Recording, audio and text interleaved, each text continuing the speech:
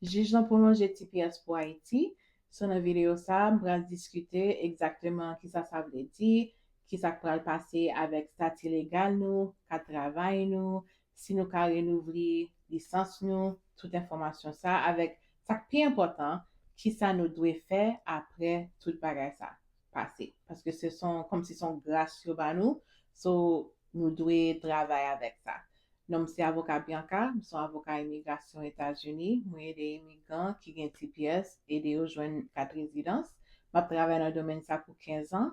Mwen reprezente moun nepot kote wap viv, mwen ka ede yo, sou kon dosye imigrasyon, ou bezwen pale avek yon avoka pou konen ki opsyon ko gen, ou bien ou kon dosye ou vle yon avoka reprezente yo, ou ka kontakte mwen pou yon konsultasyon, epi nou ka diskute ki opsyon ke ou genyen.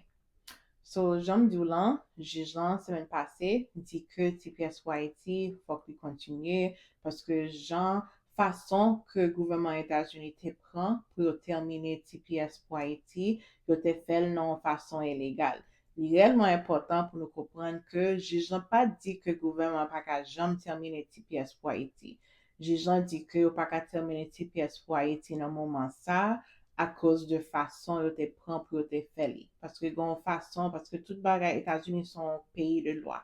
So, tout bagay fok ka, fok ka just fe nepot sa ou vle fe, fok ka suiv lwa yo. So, jan, gouvernement te fe, yo pat fe sa. So, le, on gouvernement deside ki ya bay yon peyi TPS, gen yon proses pou yo fe, mem jan tou, le gouvernement deside ki yo pat bay TPS ankon, fò kon proses pou yo suiv, pou yo ka termine TPS pou peyi an.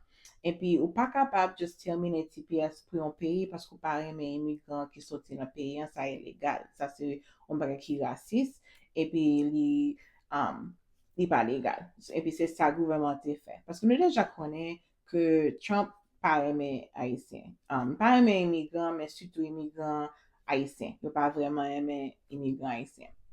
So, sa se pa an nouvel bagay. So, nou te deja ese termine TPS preme fwa te an pouvoi, epi nou te deja konen ke ta fe men bagay lan ane sa. Paske le te pran pouvoi, te kon executive order ki te di ke nou ta pa ese termine TPS pou respe yo tou, epi nou getan wè ke yo komanse fè sa. So, nou te deja konen ke gouvernement pat reme imigran ki gen TPS, sitou imigran ki soti Haiti. So, nou te deja konen sa. So, men pou le mouman, TPS pou Haiti, la toujou, so sou gen TPS, TPS sou valab toujou, mache avek aprouval lan, so dokumen resu ki montre yo ke ou gen TPS, mache avel, mache avek kat travay ou, ki montre ke ou gen TPS, si kat travay ou montre ke ou gen A12, ou bien C19, kat travay sa yo montre ke ou gen TPS, ou bien ou gen TPS ki an proses, et puis non seulement ça, ka travay lan valab toujou. So, ou ka montre travay ou sa, ou ka montre ou kredi travay ou ke TPS pou Haiti la toujou, et puis ka travay lan prolonje tou.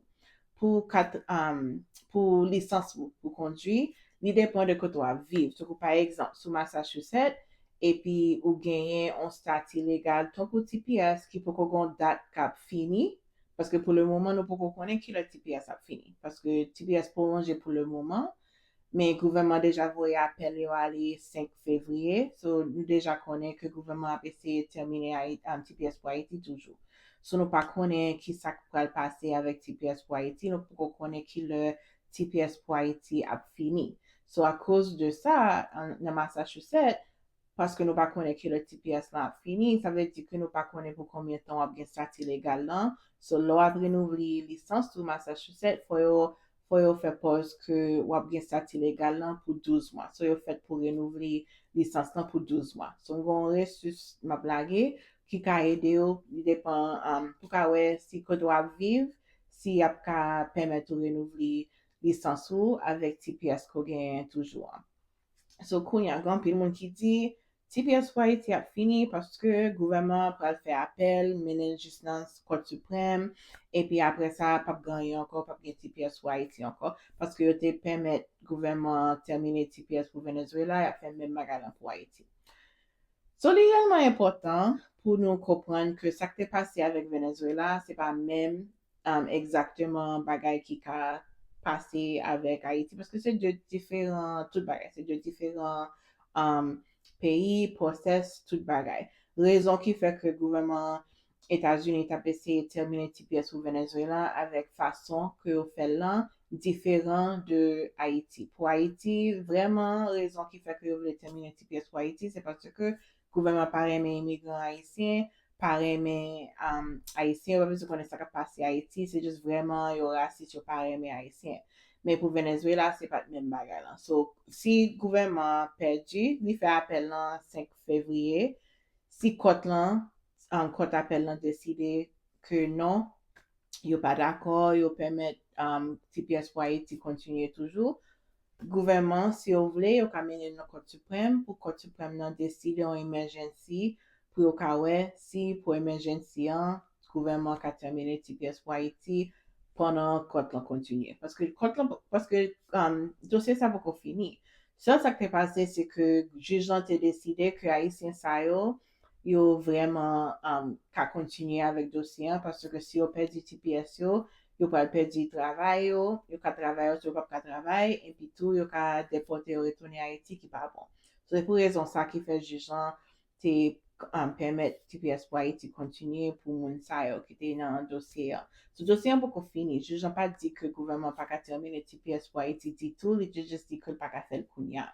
So, même genre tout, si le gouvernement mène le dossier ça dans la Cour suprême, non, c'est pas que la Cour suprême n'a pas dit que si le gouvernement a terminé TPS, si le gouvernement c'est légal d'essayer de terminer TPS pour Haïti. C'est juste, est-ce que vous avez terminé TPS pour Haïti pendant le reste process en marché? Ce gouvernement, ce Cour suprême a dit oui ou bien on a dit non. Mais il n'est pas garanti qu'il a dit non, juste peut-être que dit pour Venezuela. Moi-même, avec Jean Cour suprême, moi, pensais que si le dossier s'arrive dans la Cour suprême, moi, quoi, c'est ça qu'il a fait. Mais pas de garantie parce que quand tu prends n'a pas changé d'idée, il y a dit on va différent, nous pas connaître. Pour le reste pays qui gagne TPS yo, captain si vous pouvez terminer TPS pour pays ça yo, dossier ça qui fait décider pour TPS pour Haïti, ka aide yo dans le sens que la forcer gouvernement vraiment fait travail là que vous faites pour faire si a terminer TPS pour un pays parce que gon process faut qu'à consulter avec différentes agences pour qu'à ouais ça ka passer dans le pays tout ça ou pas qu'à juste décider que vous terminer TPS pour un pays parce qu'on parle mes immigrants qui sortent dans le pays et puis c'est ça le gouvernement fait. So, now, ça ka passé avec respect et tout. Mais pendant ce temps, sur un TPS pour Haïti, ka travail valable toujours, il dépend de côté où vivre, ou ka continuer renouveler licence ou. But, pas kembe pas de chita sous TPS là. Parce que ça sont grâce que ba nous, mais grand pile non nous, comme connaît kap gade vidéo ça, qui qualifie pour résidence, qui ka ajuster status nous, qui pas fait rien. Grand pile moun chaque semaine, moi parler avec moun, qui qualifié pour résidence, yo pas fait rien parce que gen TPS. C'est de chita collé dans TPS, il faut qu'on faire rien, y attend le arrivé pour faire résidence là. Les arrivé parce que le gouvernement pendant que je t'avais, le gouvernement pendant que avec moi encore. Sous qu'on chance pour joindre résidence dans mes monde et pour joindre les États-Unis, ou doit faire ça. Surtout pour nous-mêmes qui la déportation. La déportation voulait dire que nous avons date pour la devant juge ou bien nous avons pas ou l'ordre de déportation. Si c'est vous-même et pour qualifier pour résidence, par exemple, ou t'entrer légal, ou bien t'es entré illégal et pour te voyager sous TPS 100, ou bien ou t'es entré sous Biden, et puis après ça, ou t'es joint TPS, qu'on y a marié avec un citoyen, ou bien ou un petit monde citoyen qui a plus que 21 ans, ou bien ou même, ou gagne moins que 21 ans, ou pas marié, mais une parent sont citoyens américains, puis vite que possible, nous devons consulter avec un avocat immigration parce que comme bonne bagaille, surtout pour nous-mêmes qui gagnent un dossier dans le code, comme bonne bagaille qui a changé la semaine passée, qui a affecté gens appliqués pour résidence sous la déportation. So, plus vite que possible, nous devons consulter avec un avocat immigration pour nous connaître qui option qu'on gagne et puis sous une option pour avancer pour appliquer pour résidence plus vite que possible nous devons faire ça. Nous souhaitons que la vidéo ça aide nous. S'il vous plaît, partagez-les avec n'importe qui vous connaît qui gagne TPS, qui besoin connaître qui ça doit faire, qui besoin connaître qui ça dossier ça veut dire. Sou bezwen konsulte avek yon avoka imigrasyon, map lage link lan pou ka pran yon konsultasyon avek nou. Kelke so ko wap viv, nou ka ede yo avek yon dosye imigrasyon. Merci, na parlon lot le.